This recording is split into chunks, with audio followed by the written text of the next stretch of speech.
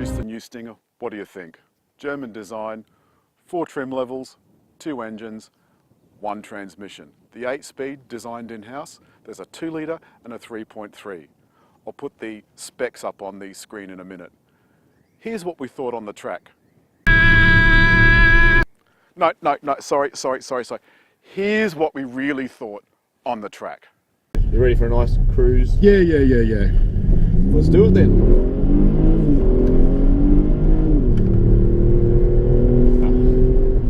Let's turn that off. Nice.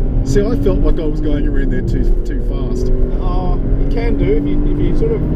I think people get too committed to it, and they tend to just be a little bit. And that's the big thing to do is get that the initial part of the braking should be the hard part. Yeah. And then you come out of the brake as you get to the corner. Yeah. And it also lifts the nose up a bit too. Yeah, and so you get the speed off here, and then I can control what I want to do here on the entry to the corner. So I can ease off on the brake. Yeah. And it's almost that you're not upsetting the car then. That's the whole aim, is trying to get the car as stable as possible.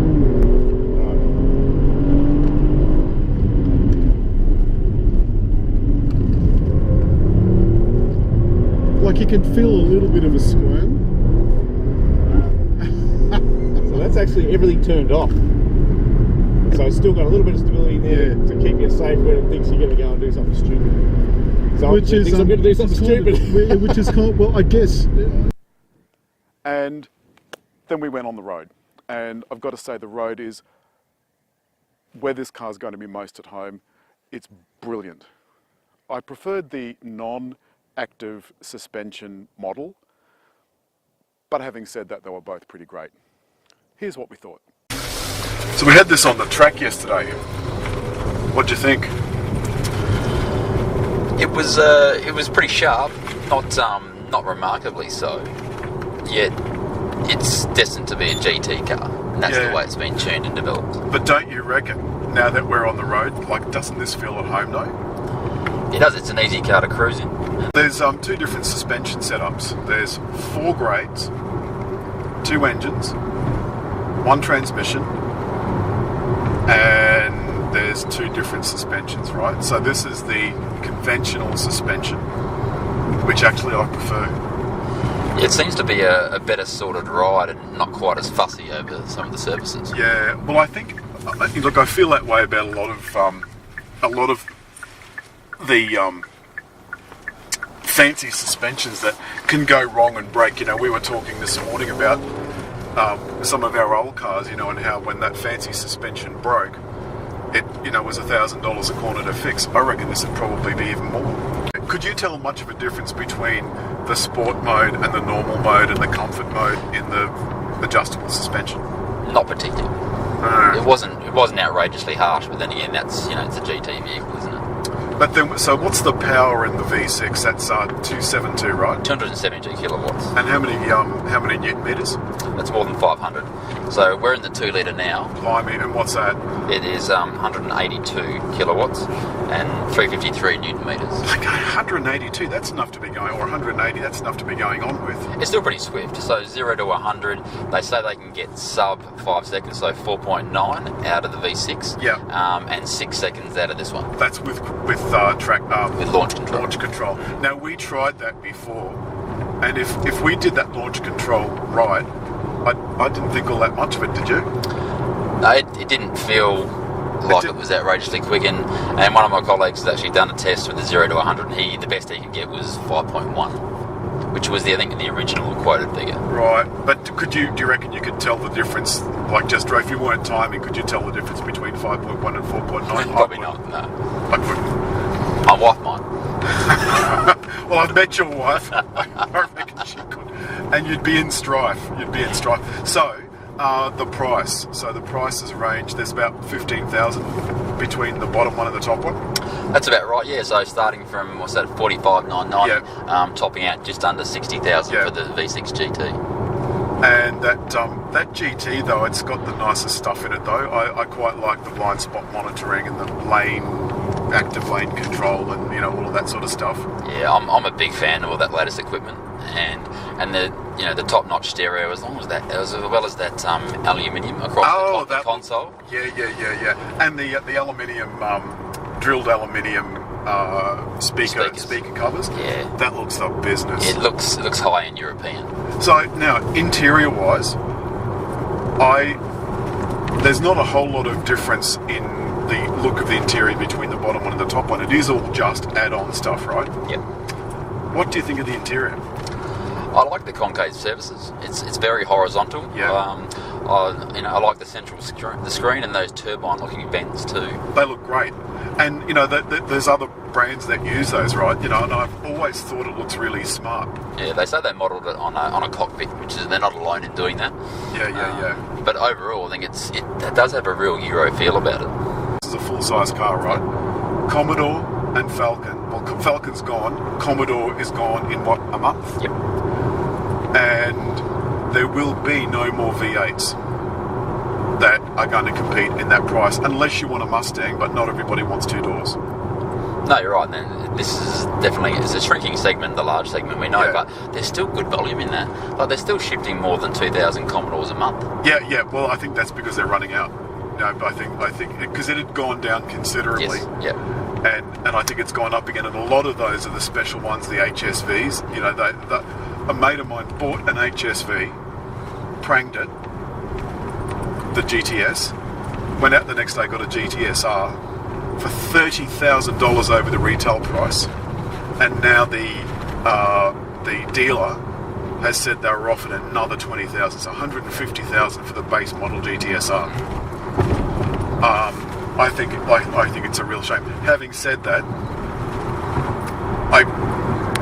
I don't know. I think this might be a bit nicer to drive than that Commodore. What do you reckon? I think it is, and I think it's got better looks than any Falcon or Commodore ever produced. Yeah. So this has got 4 doors plus a hatch. Yep. And you've got a family. How does that suit you? Yeah, the boot space is about 400 litres, which is probably good for a couple of large suitcases. Yeah. And maybe a small one as well. It is the length. It's not height, which could be a cause of some issues for some people with young children trying to get prams and whatnot, and depending how flat they fold. Do you reckon though that because you've got 2 kids, right? Yes. Yep. Do you reckon, like you've got 2 kids in the back, you could still fit a bit of stuff in the back seat if you were going on a long trip? Might even keep them apart. Yeah. I mean, that could be a plus. Yeah, absolutely. Yeah, if we could put one in the boot, I would. Well, you can lay one down, maybe. That would be okay. Now, see, we've just overtaken then, right, in the 4-cylinder. Yeah. I hope the noise didn't... But it's not that noisy. There's a bit of road noise from the tyres. Almost no wind noise. There's a little bit, but not much. The steering feels really nice. Now, Graham, we've spoken to Graham, the guy that tuned the steering and the suspension. He seems to really rate this.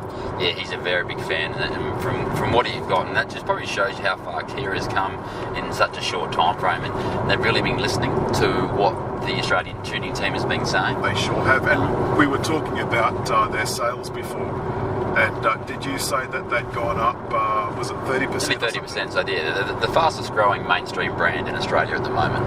And the COO, Damien Meredith, said that it's got a 5-year lifespan-ish, and he hopes to be doing 500 by the end of that lifespan. Yeah. So that would put Kia above Honda. And they've got Albert Biermann, the guru from BMW's division. Yep. He is going to tune this thing within an inch of its life. You wait for a top-end Stinger coming in the next 2 years. Yeah, they were a little bit cagey about it, weren't they? They kind of didn't want to tell us too much about it. No, we managed to catch up with him after the Detroit Motor Show, and he was very confident then.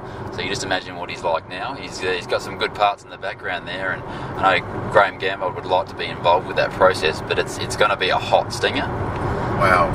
So how much hotter than 272 do you reckon? Oh, I reckon they'll be getting well into the 300s. Bloody hell. It's all got to come down to parts and what they can draw out of this new 8-speed gearbox, which is produced in-house. It's a lovely gearbox. It is. It ships well, doesn't it? It's a lovely gearbox. Now, we've travelled, how many kilometres do you reckon over this last couple of days? I've put it in about 400 or 500 k's. At least. Yep. And I haven't felt tired, I haven't felt stressed. You were pushing it over some of those corners. Yeah, Yeah, it's you can And really, I wasn't scared. you can really throw it into a bend with plenty of confidence, and it just seems to stick. And that rear wheel drive, it's such a lovely thing to drive, and it's something we don't see much of now. It's disappearing. And I think I'm a rear wheel drive fan. I do like all wheel drive though. You know, I'm fond of a Subaru or an Audi or whatever. But if I'm and the main reason is I really dislike torque steer. I just think it's a great brand tourer. It's got good looks. It's got good specification. I would think probably the best buy always is the mid-spec SI. Yeah. It's got a well-sorted ride. Unfortunately, you don't quite get all the gizmos in that SI. Now you do like those gizmos, though. You don't mind a bit of lane stuff. You don't mind a bit of blind spot. Yeah, I love the blind spot warning. Yeah. But you get radar cruise control in the SI. Yeah. So I could probably live with that. You probably just have to go without the Napa leather and the high-end stereo. Oh, the Napa leather that was nice. It is nice. That was like butter. And the GT you can opt for the red interior too, and I am a bit of a sucker for a red interior on a sports car. I do not mind a bit of a leather car. Look, I tell you what though, I had a Lexus recently with that kind of tan interior, a la Ferrari. Yes. And I thought it looked really great. I was the only one that did. Everybody else hated it. And I thought that was a bit of a shame. I thought that's a bit of a, in order to be different, I thought it was a bit of a lost opportunity. But these, I think, in red on the doors, I think it looks special. Yeah. Overall, great value package. Another one from Kia and Hyundai, sister company. Yep. As a brand, though, Kia is really putting the pressure on everyone, and I think this one just cements that position now with a new Halo car. And of course, they're certainly from our point of view, they're a great company to deal with. Absolutely, and 7-year warranty. That's the peace of mind you want when you're buying a new car. Well, your missus, I mean, would you want your missus and kids in a car we were talking about, a few unreliable cars that we've known of in the past? Would you want them stuck on a country road outside your place on the Sunshine Coast? Certainly not. That's always going to be in the back of your mind, don't you? You want a car that's going to get you there every time. So that means that if they've got the confidence to give this car, and that was all Damien Meredith's idea, that was his initiative when he first came to work for Kia, to provide 7-year warranty, 7-year roadside assist. You can, and it's transferable. So you can actually, if you sell the car in that meanwhile, then you can sell that with the balance of the warranty. Okay.